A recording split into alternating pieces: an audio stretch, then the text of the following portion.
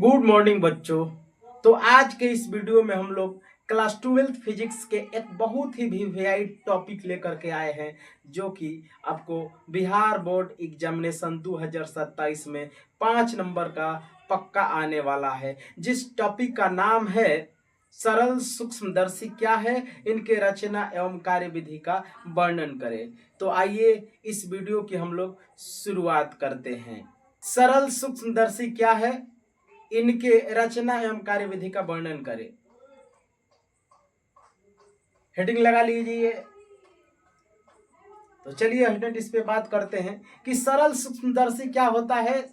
सरल सूक्ष्मदर्शी जो है एक प्रकाशीय उपकरण है, जिसकी सहायता से हम किसी वस्तु का कई गुना आवर्धित प्रतिबिंब प्राप्त करते हैं। यानी कि कोई छोटी सी वस्तु है, उस छोटे से वस्तु का कई गुना बड़ा करके कोई इमेज दिखा रहा है, उस प्रकाशीय यंत्र को हम लोग आम भाषा में कहते हैं सरल सूक्ष्मदर्शी। तो चलिए स्टूडेंट इसमें लिखा जाए सरल सूक्ष्मदर्शी। हेडिंग बना लिए आप कि सरल सूक्ष्मदर्शी एक प्रकाशीय उपकरण है। सरल सूक्ष्मदर्शी एक प्रकाशीय उपकरण है जिसकी सहायता से किसी वस्तु का आवर्धित प्रतिबिंब प्राप्त किया जाता है। जिसकी सहायता से किसी वस्तु का आवर्धित प्रतिबिंब प्राप्त किया जाता है। तो चलिए स्टूडेंट ये हम लोग समझ लिए कि सरल सूक्ष्मदर्शी क्या है, इसका परिभाषा भी लिख लिए। तो अब अगला हेडिंग लगाइए, उसी में सिद्धांत एक हेडिंग लगा लीजिए। लॉन्ग टाइप का क्वेश्चन है, पॉइंट बना बना के लिखना है आपको। तो लिखिए सिद्धांत।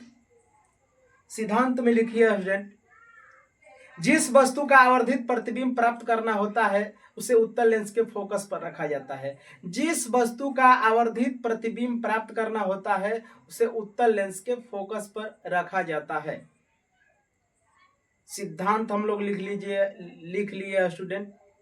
अब हम लोग लिखेंगे रचना एवं कार्यविधि। अगला हेडिंग लगा लीजिए उसी में, रचना एवं कार्यविधि।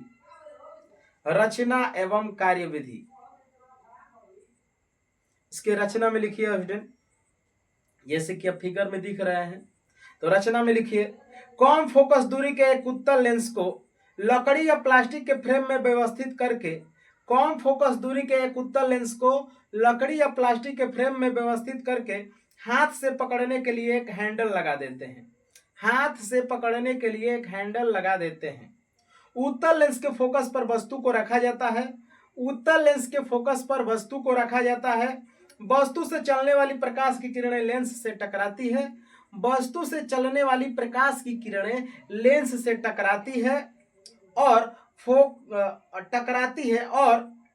अपवर्तन के पश्चात प्रथम प्रकाश किरण फोकस से तथा दूसरी प्रकाश किरण प्रकाशीय केंद्र से गुजरती है। और अपवर्तन के पश्चात प्रथम प्रकाश किरण फोकस से तथा दूसरी प्रकाश किरण प्रकाशीय केंद्र से गुजरती है और दोनों किरणों के कटान बिंदु से अंतिम प्रतिबिंब A', B' प्राप्त होता है। और दोनों किरणों के कटान बिंदु से अंतिम प्रतिबिंब A', B' प्राप्त होता है। तो ये हो गया स्टूडेंट रचना एवं कार्यविधि। अब हम इसमें व्यंजक बनाएंगे, कुछ व्यंजक हमें बनाना है। तो ये देखिए स्टूडेंट, हमें इसमें आवर्धन निकालना है, तो लिखेंगे आवर्धन।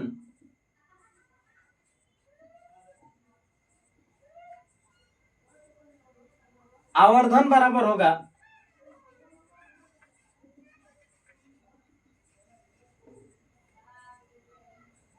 प्रतिबिंब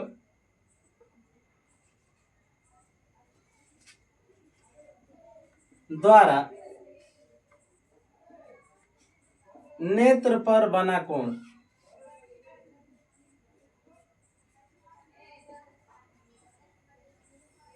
बटे वस्तु द्वारा नेत्र पर बना कोण। आवर्धन का फॉर्मूला होता है स्टूडेंट एम बराबर फॉर्मूला हो गया प्रतिबिंब द्वारा नेत्र पे बना कोण, आपको चित्र में दिख रहा है बीटा दिया है। वस्तु द्वारा नेत्र पे बना कोण अल्फा है। और m बराबर चित्र की सहायता से आप फिगर में देखिएगा तो स्टूडेंट आपको मिलेगा बीटा बराबर A dash B dash A dash B dash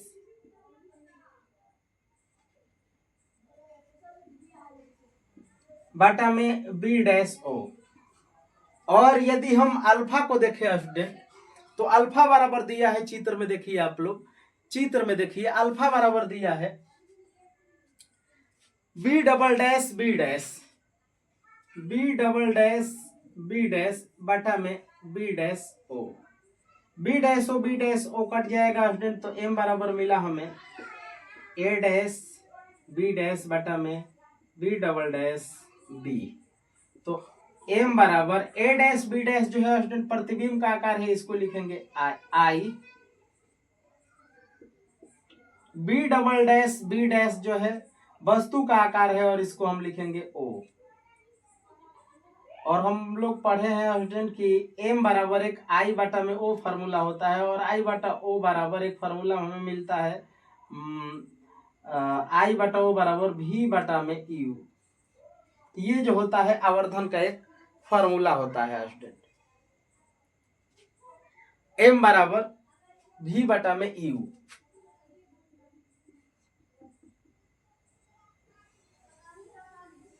तो यहाँ पे कुछ स्थिति हम लेंगे स्टूडेंट। तो पहला सिचुएशन हम लेते हैं, इसको मिटा देते हैं, इसे नोट कर लीजिए आप लोग, नोट कर लिए, मिटा देता हूं।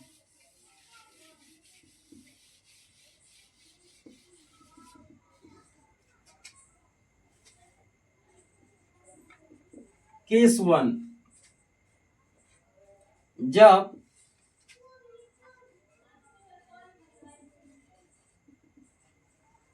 प्रतिबिंब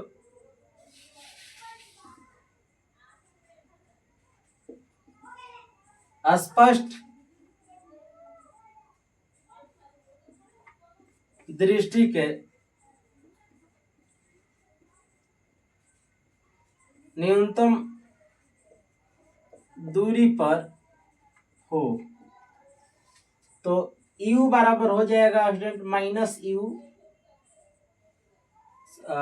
यू बराबर हम लोग जब प्रतिबिंब स्पष्ट दृष्टि की न्यूनतम दूरी पे हो, यानी कि जो प्रतिबिंब है स्टूडेंट कम से कम दूरी पे बना है, तो उस स्थिति में u बराबर हो जाएगा हम लोगों का, u बराबर हो गया माइनस का u, और v बराबर हो गया माइनस का d। तो लेंस सूत्र आपको याद है, लेंस सूत्र क्या होता है स्टूडेंट? लेंस सूत्र से, लेंस सूत्र है 1/f बराबर 1/v माइनस 1/u। अब इस मान को इसमें रखेंगे स्टूडेंट, तो देखिए क्या मिलेगा, 1/f बराबर 1/ माइनस का d minus minus plus 1/u। तो यहां से इसको उधर ले जाएंगे, तो ये हो जाएगा स्टूडेंट 1/f प्लस 1/d बराबर 1/u।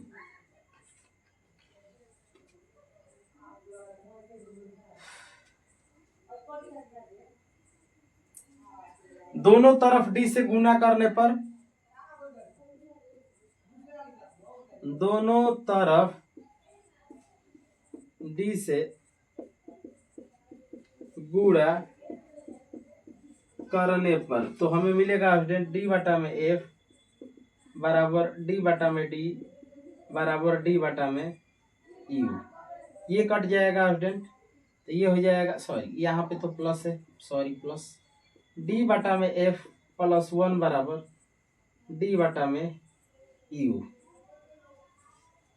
और हम लोग पढ़े हैं स्टूडेंट अभी कि जो आवर्धन का हमारा समीकरण है, पीछे हम एक समीकरण बनाए हैं, ये जो है d बटा u हम आया है, तो पीछे हम लोग एक समीकरण बनाए हैं m बराबर v बटा में u।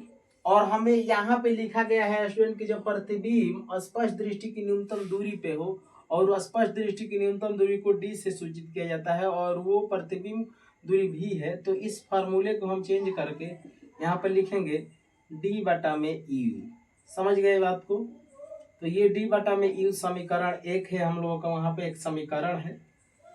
तो उसी समीकरण में ये डी बटा यू का मान रख देंगे। तो देखिए क्या हो जाएगा, तो लिखेंगे यहाँ पे हम लोग कि समीकरण फर्स्ट से, समीकरण फर्स्ट है स्टूडेंट हम लोगों का v बटा में u, और हम आपको अभी बताए कि v जो है स्पष्ट दृष्टि की न्यूनतम दूरी पे यही v जो है d में चेंज हो गया है बटा u, और d बटा u का मान हम यहाँ क्या निकाल लिए हैं, m बराबर 1 प्लस d बटा में f। यही सरल सूक्ष्मदर्शी का आवर्धन का फॉर्मूला है जब प्रतिबिंब स्पष्ट दृष्टि की न्यूनतम दूरी पे हो। तो चलिए इसको समझते हुए नोट कर लीजिए, दूसरी स्थिति पे हम बात करते हैं। तो चलिए इसे मिटा देता हूं।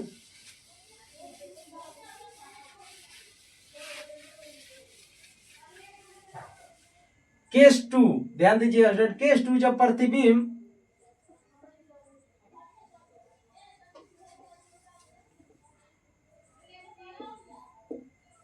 अनंत पर हो, जब प्रतिबिंब अनंत पर हो तो देखिए स्टूडेंट ये हो जाएगा u बराबर माइनस यू और v बराबर इन्फिनाइट।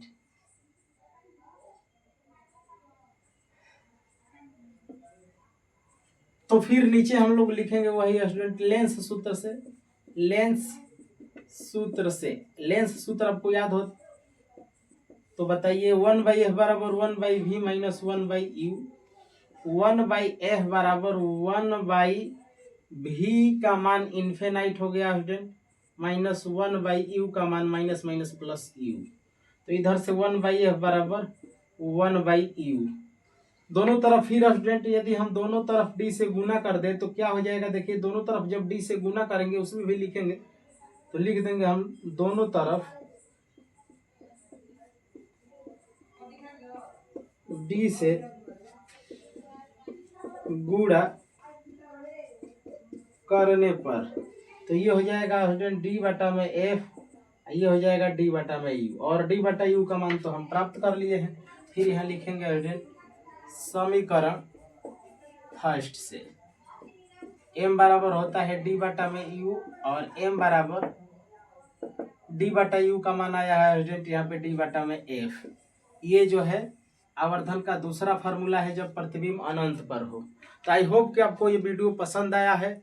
यदि वीडियो पसंद आया है तो हमारे चैनल को सब्सक्राइब कीजिए, वीडियो को लाइक कीजिए और इसे अपने दोस्तों के पास शेयर कीजिए। धन्यवाद।